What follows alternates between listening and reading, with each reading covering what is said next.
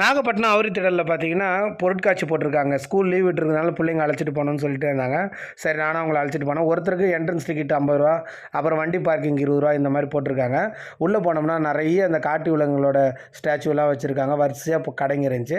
அதில் பார்த்தீங்கன்னா நம்ம ஃப்ரெண்டு ஒருத்தர் கடை போட்டிருக்காரு. இவர் பேர் வந்து பார்த்தீங்கன்னா ஆசிக்கு. இவர் ரொம்ப நாளாக எனக்கு தெரியும், ஒரு 10 வருஷத்துக்கு மேலே. இப்போ பார்த்தீங்கன்னா ஸ்வீட் பிஸ்னஸ் ஆரம்பிச்சிருக்காப்புல. பன்ருட்டியில் மெயின் பிரான்ச் இருக்குது. இவர் அங்கே சப் பிரான்ச் மாதிரி எடுத்து பண்ணுறாரு நாகூரில். நாகூரோட ட்ரெடிஷ்னல் ஸ்வீட்ஸ் எல்லாமே வச்சுருக்காரு. தம்மடை, தம் ரூட்டு, இதெல்லாம் கேள்விப்பட்டிருக்கவே மாட்டேங்க. நிறைய ஏரியாவில் அவ்வளோ நல்லா இருக்குங்க. நாகூர் ஸ்வீட்ஸ் எல்லாம் அட்டகாசமாக இருக்கும்.